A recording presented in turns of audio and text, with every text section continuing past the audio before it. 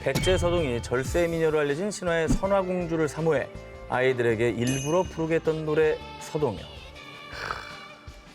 선화공주님은 남몰래 사귀어 맞둥 도련님을 밤에 몰래 안고 간다. 서동은 백제 무왕의 어릴 때 이름입니다. 백제 서동과 신라의 선화공주의 국경을 초월한 러브스토리는 서동설화로 전해지며 지금도 많은 이들에게 감동을 선사하고 있는데요. 그런데 선화공주가 사실은 실존 인물이 아니라는 주장이 있습니다. 아니 근데 실제로 결혼을 해서 왕비가 됐잖아. 삼국유사에서 소개하고 있는 서동설화에는 백제 왕비가 된 선화공주가 무왕에게 간청해 미륵사를 세웠다고 서술돼 있죠. 실제로 미륵사가 존재하기 때문에 선화공주 또한 실제 인물이었을 거라고 추측을 했는데요. 그런데 2009년 선화공주가 실존 인물이 아니라는 의혹을 증폭시키는 증거가 발견됩니다. 미륵사지 서석탑 해체 복원 과정에서 639년 무왕의 왕후이자 좌평 사택적덕의 딸이 지은 절이라고 각자된 사리봉안기가 발견된 것이죠.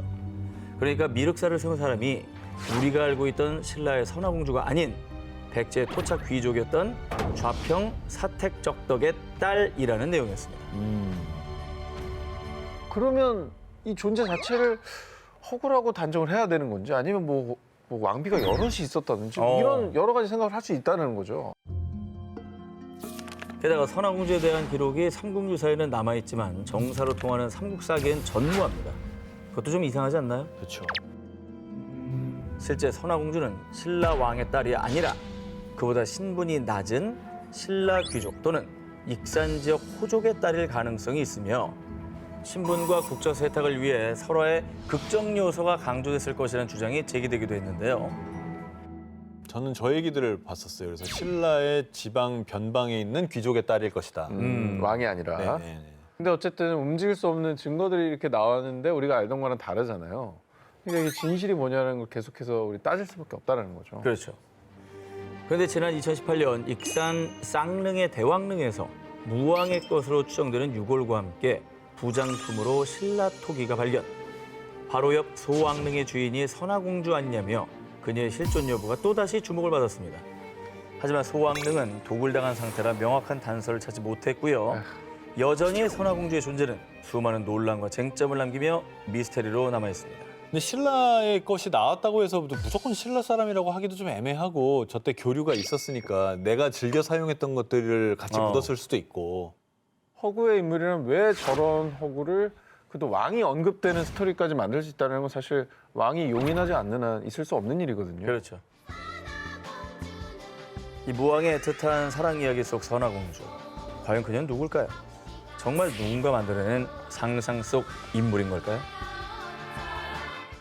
역사 속 미스테리 19 5위를 공개합니다. 을지문덕, 당신은 누구십니까? 여러분, 을지문덕 장군 하면 흔히들 수공으로 수나라의 대군을 물리친 살수대첩의 명장으로 기억하실 텐데요. 그 외에 다른 거 알고 있는 거 있습니까? 을지가 성이죠. 네. 을지로 이런 얘기 하지 마시고요. 그 정도 압니다. 살수대첩 말고 아는 게 없죠. 진짜 없어. 실존 인물이 아니라는 얘기도 있어 그래가지고. 기록이 진짜? 너무 없어가지고. 이렇게 우왕좌왕하시는 게 어떻게 보면 당연합니다. 왜냐?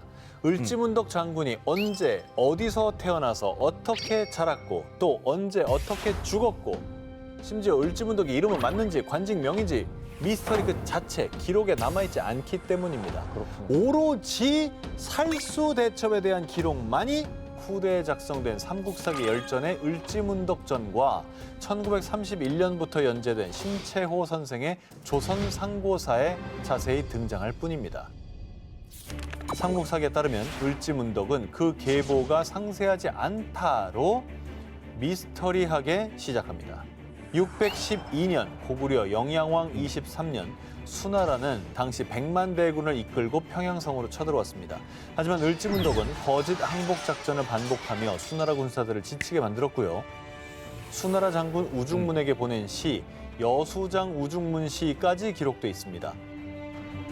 그리고 을지문덕 장군은 수나라의 30만 별동대를 살수 지역으로 유인한 뒤 항복하는 척하고 안심시켜서 때가 되었다. 공격하라!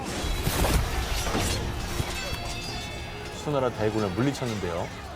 하지만 살수대첩을 끝으로 613년 이후 그에 대한 기록은 정말 미스터리하게도 말끔하게 사라졌습니다. 아니 시까지 기록에 있는데 왜 역사에는 저분이 없는 거예요? 그러니까요. 거의 이순신 장군의 버금가는 명장인데 그러니까 저 기록만 남아 있을 수가 있다는 건가요? 혹시 을지문덕 장군이 반역했던 게 아닐까요? 아, 그런 추리도 있습니다. 영양왕 입장에서는 무섭거든. 어. 을지문덕 장군의 미스터리한 행적을 두고 학자들은 다양한 추측을 제기했는데요. 을지라는 글자를 두고 과거 만주, 몽골에서 거주했던 선비족 중에 을지 씨와 비슷하다며 선비족 계통의 귀화인이라고 추측했는데요. 그리고 혹자는 연개 소문의 쿠데타 이후 반대편에선 을지문덕 장군이 기록 말살형을 당한 것이 아니냐라는 그렇지. 추측을 제기하기도 했지만 여전히 미스터리로 남아 있습니다. 이긴 내 얘기만 남겨놓고 그 장군에 대한 얘기는 별로 안 써놓은 거네. 다 지워버린 거네. 그러니까 그것만큼은 지울 수 없었기 때문에 남겨놨을 것 같아요. 그렇죠. 살수대첩 이거는 뭐 어떻게 빼박이. 움직일 수가 없잖아. 음. 을지문덕 장군 덕분에 이겼다는 거. 나라를 구한 명장 을지문덕. 우리가 모르는 역사 속 그의 다른 삶은 어땠을까요? 역사 속 미스터리 19 4위 공개합니다.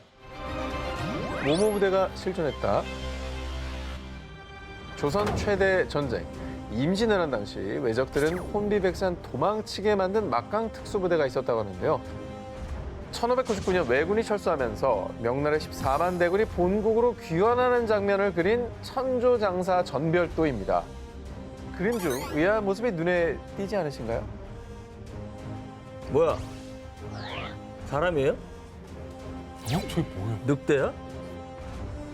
원이네. 원숭이 원자. 원병이 뭐야? 원숭이 병사. 혹성 탈출. 에? 원숭이 병사 300명 있었대.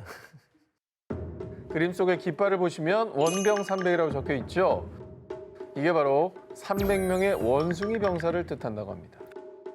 날렵한 사람들을 요즘엔 뭐 그런 표현하면 안 되는데 이제 동물에 빗대가지고. 원숭이 같은 아니, 어떤 날렵한 체구. 날렵하다. 10여 년 전 천조장사 전별도가 세상에 알려졌을 때만 해도 원병이 실제 원숭이 아닌 원숭이처럼 동작이 민첩하고 재빠른 병사라고 생각했습니다. 하지만 이중환의 택리지 그리고 임진왜란을 가장 자세하게 서술했다고 평가받는 의병장 조경남의 난중잠록 또 여러 문헌들에서도 원숭이 부대를 직접적으로 묘사하는 구절들이 발견. 명나라의 양호는 원숭이 기병 수백 마리를 데리고 소사하 다리 아래 들판이 끝나는 곳에서 매복하게 하였다. 군사 가운데 초원 4마리가 있어 말을 타고 다루는 솜씨가 사람과 같았다. 몸뚱이는 큰 고양이를 닮았다. 아니 저 보니까 100% 원숭이인 게 뭐냐면 팔이 너무 길어. 이거는 사람을 비유한 게 아니라 원숭이야. 그냥 원숭이야 쟤네들. 아직까지도 역사학계에서는 원숭이 병사에 대해 원숭이처럼 민첩한 사람일 것이라거나 원숭이 탈을 써서 변장한 병사들일 것이라는 등 의견이 분분. 원숭이 병사에 대한 존재는 여전히 미스터리로 남아 있습니다. 임진왜란 때 활약했다는 명나라 300명의 원숭이 병사들. 과연 그 실체는 무엇이었을까요? 역사 속 미스터리 19 3위를 공개합니다. 반고는 자살하지 않았다. 별이 빛나는 밤, 해바라기 등 수많은 명작을 남긴 네덜란드의 천재 화가 빈센트 반 고흐. 우리는 그간 정신병력을 앓던 반 고흐가 자신에게 총을 겨눠서 자살했다고 알고 있지 않습니까?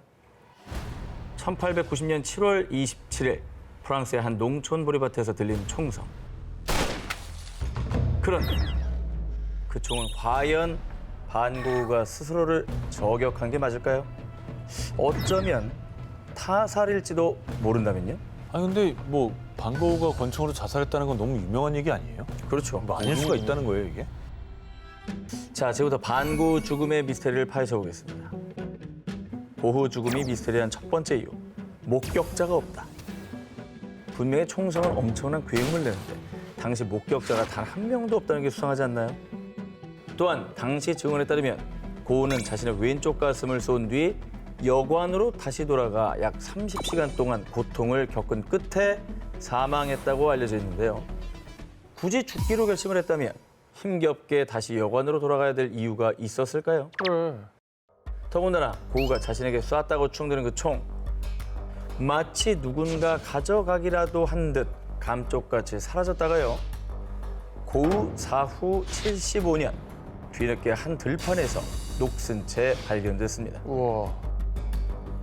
자, 그렇다면 만약 고흐가 자살이 아니라면 과연 고우를 누가 죽인 걸까요? 야, 이것도 특이하네. 그러니까 왜 굳이 거기 와서 고통을 겪다 죽냐고. 반고우의 죽음을 파헤쳐온 한 박사의 주장에 따르면 놀랍게도 총의 주인은 반고우가 아니라 당시 10대 소년이었던 르네 세크레탕. 총을 가지고 장난을 치던 르네가 우발적으로 총을 쐈고 그대로 반고우가 총을 맞은 것이라 추측. 이후 소년의 미래를 생각했던 고우가 자신의 죽음을 자살로 가장했던 게 아닐까 추론했습니다. 하지만 자신이 범인이 아니라며 결백을 주장한 르네. 그는 정말 범인이 아닌 걸까요? 의문점은 또 있습니다. 사건 전날 고우는 평소보다 더 많은 물감을 주문하는가 하면 보리밭에 나갈 때 화구를 짊어지고 나갔다는 겁니다. 즉 예술에 대한 의지가 남아있는데 왜 자살을 하겠냐는 것이죠. 이게 미스터리라는 겁니다. 조금 이상하긴 하네요. 맞아. 보통 정리를 하지 물건을 더 사진 않잖아요. 그죠? 고우에게 박힌 총알 한 발, 고우의 죽음에 얽힌 진실 무엇일까요? 그 총알은 누구의 손에서 발사된 걸까요? 역사 속 미스터리 19 2일 공개합니다. 조선시대 잇따른 죽음의 범인은 병자호란 직후의 조선시대 나라가 큰 혼란에 빠졌을 때 민심이 더욱더 흉흉해지게 된 기이한 사건이 있었습니다. 그 얘기 들었어? 어젯밤에 옆집 돌쇠가 죽었다며?